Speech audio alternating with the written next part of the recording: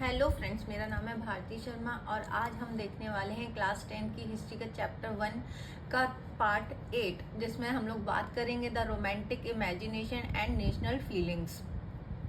तो चलो स्टार्ट करते हैं अपना topic. The development of nationalism did not come about only through wars and territorial expansion। अगर हम बात करते हैं नेशनलिज्म की फीलिंग की, तो ये सिर्फ वॉर्स के थ्रू और टेरिटोरियल एक्सपेंशन के थ्रू नहीं डेवलप हुई है।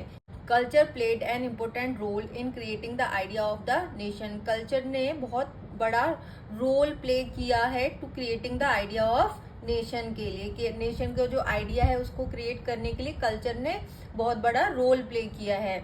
जैसे आर्ट है, पोइट्री है, स्टोरीज है, म्यूजिक है, help express and shape nationalist feelings. इन सब ने हेल्प किया है एक्सप्रेस करने के लिए अपनी नेशनल फीलिंग्स को, शेप करने के लिए नेशनलिस्ट फीलिंग्स को।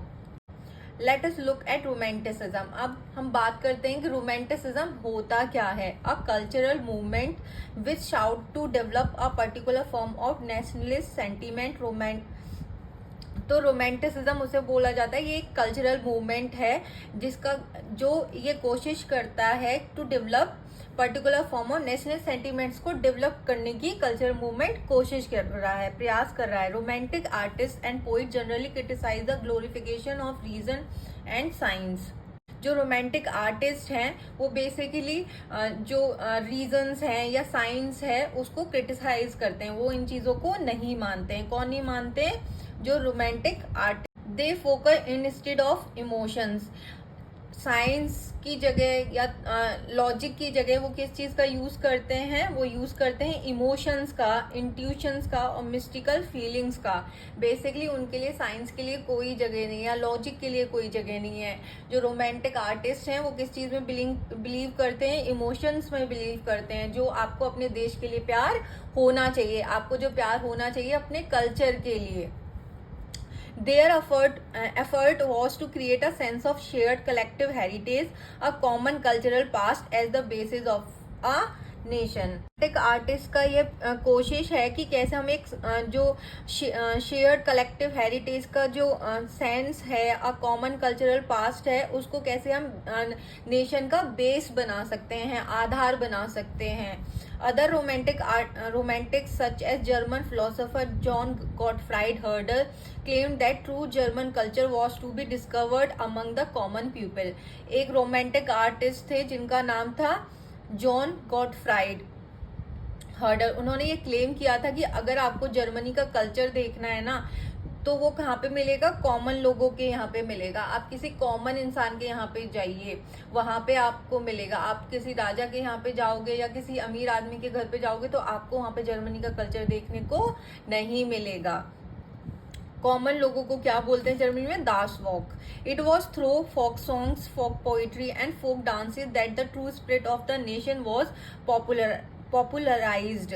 नेशन की जो स्पिरिट है वो ट्रूली हमें फोक सॉन्ग्स में, फोक पोइट्री और फोक डांसेस में देखने को मिलती है। So collecting and recording these forms of folk culture was essential to the project of nation building. इसलिए ये बहुत ज्यादा जरूरी हो जाता है कि हमें इन सारी चीजों को, जो आपका कल्चर है, फोक कल्चर है, उसको क्या करना चाहिए? हमें कलेक्ट करके रखना चाहिए to project the nation building को बनाने के लिए बहुत ज्यादा जरूरी है।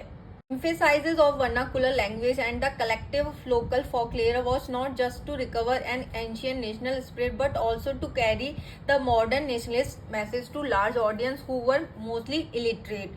तो जो हम वर्नाकुलर लैंग्वेज का जो यूज करते हैं, वर्नाकुलर लैंग्वेज का मतलब होता है लोकल लैंग्वेज। रोमांटिक आर्टिस्ट ने बोला कि आपको आपकी जो वर्नाकुलर लैंग्वेज है, जो लोकल लैंग्वेज है, उन और वहाँ का जो लोकल फोक लेयर है, मतलब वहाँ का जो साहित्य है, उसको एकत्र करने का केवल ये इंटेंशन नहीं है कि आपको सिर्फ उस कल्चर को सेव करना है, बट ये भी बहुत ज्यादा जरूरी है कि आपको मॉडर्न नेशनलिस्ट मैसेज को बहुत बड़े लार्ज ऑडियंस तक पहुंचाना है जो कि इलिटरेट है। आप खुद सोचो ना, हर किसी को तो हमारे यहाँ पे भी इंग्लिश तो नहीं आती है।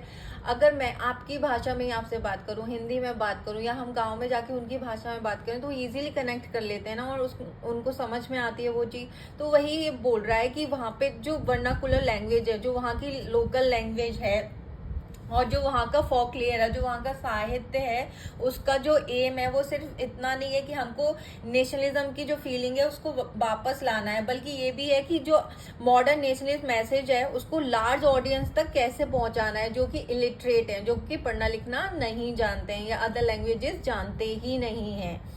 This was specially so in the case of Poland. तो यहाँ पे एक स्टोरी दे गई है पोलैंड के बारे में, जिससे कि आपको और अच्छा से समझ में आएगा कि कल्चर का कितना बड़ा रोल है आपके नेशनलिज्म की फीलिंग्स के लिए या नेशन के लिए कितना बड़ा रोल है। क्लियर? तो यहाँ पे ये स्टोरी है पोलैंड के बारे में, which had been partitioned at the end of the 18th century by the great powers Russia, Prussia and Austria. तो पोलैंड जो था एक इंडिपेंडेंट स्टेट नहीं था, कंट्री नहीं था 18th सेंचुरी तक। वो जो ग्रेट पावर्स हैं रशिया, प्रूशिया और ऑस्ट्रिया का हिस्सा हुआ करता था। Even though Poland no longer existed as an independent territory, national feelings were kept alive through music and language. Poland जो था एक इंडिपेंडेंट टेरिटरी नहीं था, उसके बाद भी नेशनल फीलिंग्स को बचाए रखने के लिए जो पोलैंड के लोग थे वो म्यूजिक और लैंग्वेज का यूज किया करते थे, मतलब अपनी भाषा में ही बात करते थे और अपनी म्यूजिक को वो यूज करते थे, जबकि वो इंडिपेंडेंट नहीं थे, किसी न किसी के कंट्रोल में थे। Karol Korenski for example celebrated the national struggle through his operas and music, turning folk dance like the Polonaise and Majorca into nationalist symbols.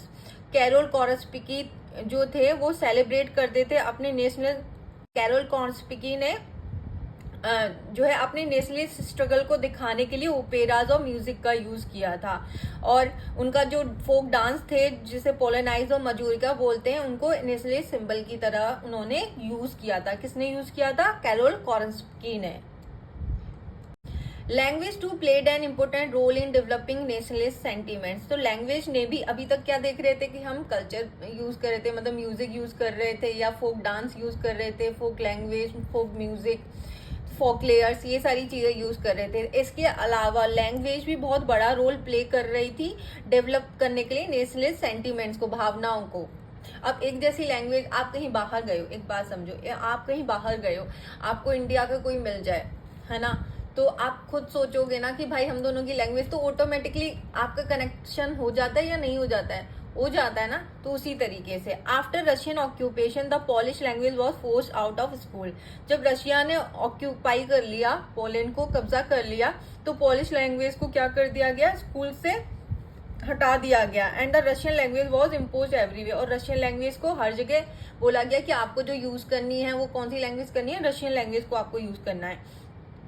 In 1831, an armed rebellion against Russian rule took place, which was ultimately crushed. तो वहाँ पे एक revolution होता है 1831 में against the Russian rule के खिलाफ, जिसको दबा दिया जाता है, क्योंकि ऑब्वियस सी बात है रशिया आज भी पावरफुल है और उस टाइम पे भी पावरफुल था, और पोलैंड उतना ज्यादा पावरफुल नहीं था। तो उन्होंने जो रिवेलियन किया था उसको क्या कर दिया जाता है? क्रैश्ड कर दिया जाता है। Following this, many members of the clergy in Poland began to use language as a weapon of national resistance. इसके बावजूद भी बहुत सारे जो क्लर्जी, मतलब जो चर्च के जो लोग थे, उन्होंने पोलैंड की जो भाषा है उसको बोलना उन्होंने बंद नहीं किया, बल्कि उसको, अपनी लैंग्वेज को वो एक वेपन की तरह यूज कर रहे थे। Polish was used for church gathering and or religious instruction. Polish language को वो लोग यूज कर रहे थे, चाहे वो कोई गैदरिंग हो रही थी, मीटिंग्स हो रही थी, या कोई भी रिलीजियस इंस्ट्रक्शन चर्च के लोगों को देना होता तो वो पॉलिश लैंग्वेज में ही देते थे। As a result a large number of priest and bishops were put in jail and sent to Siberia. अब खुद सोचो ना, रशियन तो चुपचाप नहीं बैठेंगे ना, तो उन्होंने बहुत सारे प्रीस्ट और बाइशप्स को क्या कर दिया? जेल में डाल दिया, और कहाँ पे भेज दिया? साइबेरिया में भेज दिया, as punishment for their refusal to preach in Russian. और उनको पनिशमेंट किया गया था क्योंकि वो रशियन लैंग्वेज में नहीं बात कर रहे थे, प्रीच कर रहे थे। The use of Polish came to be seen as a symbol of struggle against Russian dominance. तो पॉलिश जो लैंग्वेज थी उसको इस तरीके से उन लोगों ने यूज किया था कि वो एक स्ट्रगल वेपन की तरह यूज कर रहे थे, जो कि स्ट्रगल कर रहे थे रशियन डोमिनेंस के खिलाफ, उन्होंने पॉलिश भाषा को यूज किया था। तो यही है हमारा romantic imagination, and national feelings कैसे डेवलप हुई, तो इसके लिए एग्जांपल दिया गया था।